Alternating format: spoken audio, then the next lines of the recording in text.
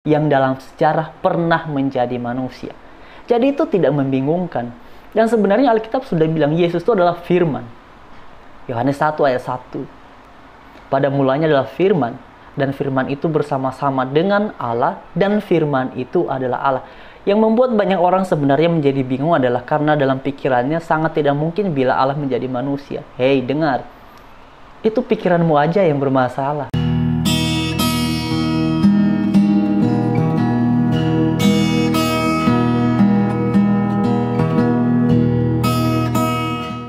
Shalom teman-teman, selamat sore dan Tuhan Yesus memberkati kita semua.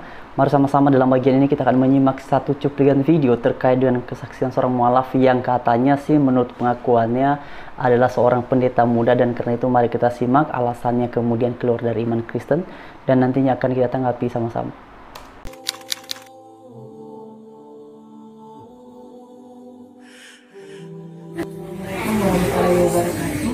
Pertama awalnya kita saya tertarik dengan agama Islam itu karena saya kan sekolah teologi. Jadi dari sekolah teologi itu semakin belajar tentang Alkitab, semakin banyak pertanyaan yang timbul dari otak saya.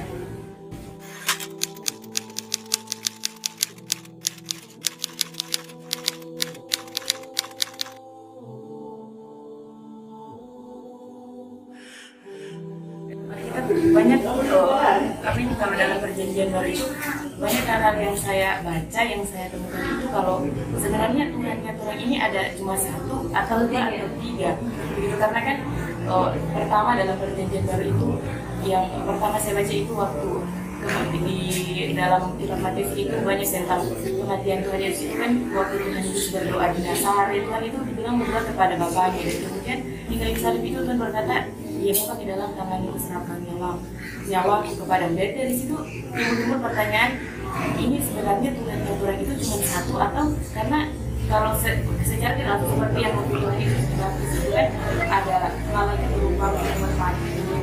Dari situ mulai ini pertanyaan dan kemudian saya banyak melihat tadi videonya Pak Dr. Zakir Naik. Di situ saya dengar penjelasan tentang Tuhan, tentang itu masuk akal sekali, masuk logika sekali di saya, dan Nah teman-teman sekalian, itulah cuplikan videonya dan kesaksian beliau mengapa ia kemudian pada akhirnya memutuskan keluar daripada agama Kristen. Nah karena itu pada kesempatan ini teman-teman saya akan fokus pada pernyataannya. Di judulnya sih dituliskan bahwa beliau ini adalah pendeta muda dan sekolah teologi sebelum menjadi mualaf.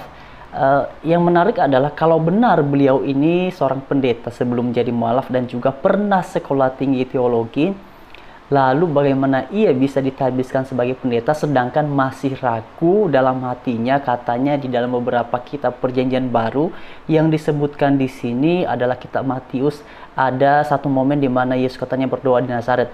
Nah sebenarnya kalau misalnya terkait dengan hal itu saya tidak tahu ini yang sedang dimaksudkan ini berdoa di Nazaret yang mana. Tapi kalau di dalam Alkitab, kalau kita memperhatikan menjelang Yesus akan disalib, itu dia berdoa di Taman Getsemani. Nah karena itu teman-teman sekalian, pada kesempatan ini yang mau saya sampaikan kepada kalian adalah saya minta bantu. Saya tidak tahu ini benarkah berasal dari daerah Manado, benarkah dia ini mantan pendeta, benarkah pernah sekolah tinggi teologi. Pada kesempatan ini saya minta tolong kepada kalian semua, kiranya kalian berkenan. Siapa tahu pernah melihat beliau ini. Kalau benar beliau ini adalah mantan pendeta, tentu ia punya jemaat, pernah melayani, pasti dikenal di kampung halamannya. Atau kemudian kalau beliau ini pernah sekolah tinggi teologi, yang memang dalam bagian ini beliau tidak menyebutkan dia ini sekolah tinggi teologi di mana, tidak disebutkan. Itu memang sudah jadi kebiasaan ya. Kalau mereka mengklaim pernah sekolah tinggi teologi, ya nama teologinya nggak disebutkan karena takutnya nanti lebih gampang ketika ditelusuri. Udah mungkin sih mereka belajar dari kesalahan-kesalahan yang dilakukan oleh mualaf-mualaf seniornya seperti Yahya Waloni dan juga Ustadz Kenama yang pernah mengaku ini pernah sekolah teologi di STT Jakarta. Akhirnya ketika ada klarifikasi, ya ketahuan nggak pernah sekolah di sana. Nah karena itu teman-teman sekalian, pada kesempatan ini saya minta bantu kepada kalian semua. Siapa tahu kalian pernah melihat beliau ini. Saya tidak mau membuat kesimpulan dulu, tapi mari kita mengecek benarkah beliau ini pernah menjadi pendeta, dan juga benarkah beliau ini pernah sekolah tinggi teologi. Sebab kalau misalnya dua hal itu benar adanya, tentu ia pasti dikenal, ia punya jemaat, ia punya rekan-rekan alumni, atau setidaknya ia punya hubungan, punya relasi dengan orang-orang yang sekarang ini pernah dia sesuai dengan pengakuannya pernah sekolah tinggi teologi. Lalu karena itu pada kesempatan ini saya juga tidak mau membuat kesimpulan terlebih dahulu. Mari kita mengecek dulu faktanya, karena memang saya secara pribadi sangat meragukan kesaksian seperti ini. Karena kan setiap orang yang lulus di bangku teologi, saya juga sekolah teologi sudah lulus tahun 2016. Setiap orang yang lulus pastinya sudah menyelesaikan studi dengan baik dan sudah mencapai standar untuk diluluskan.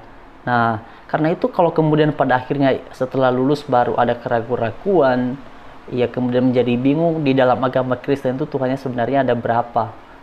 Nah, sebenarnya ini materi yang lama sekali ya, sudah pernah saya bahas, dan juga beberapa teman-teman lain yang juga bergerak di YouTube ini, khususnya yang apologet Kristen juga sering sekali membahasnya, misalnya Pak Deki atau kemudian Pak Esra sudah pernah membahasnya juga.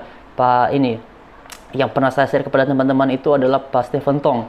Nah, karena itu pada kesempatan ini saya hanya membahasnya secara sekilas saja. Siapa tahu mualaf-mualaf yang lain juga akan menonton channel ini, konten ini khususnya. Dan karena itu, perhatikannya ketika Yesus berdoa, yang Anda sebutkan nanti di Nazaret, yang kalau menjelang penyaliban itu tepatnya adalah di Taman Getsemani, ketika ia berdoa, perhatikan dengan baik, di dalam iman Kristen, sebenarnya konsep ini tidak membingungkan ya.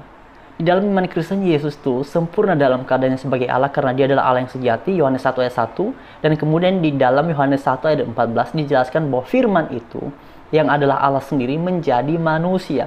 Karena itulah Yesus di dalam iman Kristen berbasiskan pada pernyataan Alkitab.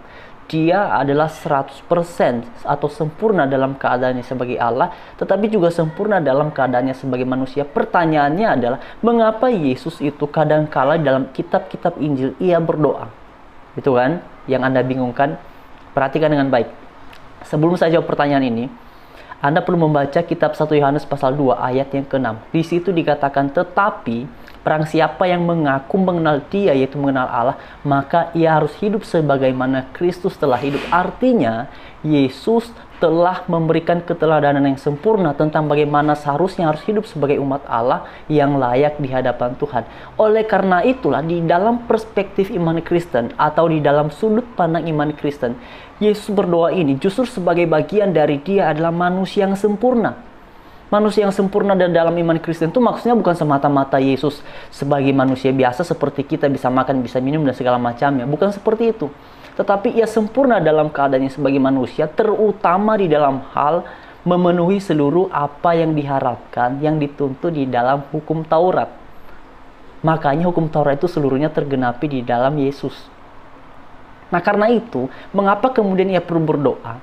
Ini sebagai bagian dari ia menunjukkan keteladanan yang sempurna tentang bagaimana seharusnya manusia itu harus hidup bergantung sama Tuhan, dan bagaimana manusia itu harusnya setiap waktu menjalin relasi yang baik, menjalin komunikasi dengan Tuhan. Sebab Dia adalah pencipta, dan kita yang disebut manusia adalah ciptaan. Demikianlah seharusnya antara pencipta dan yang dicipta itu memiliki hubungan yang harmonis. Dan inilah yang dipromosikan, inilah yang dideklarasikan oleh Yesus.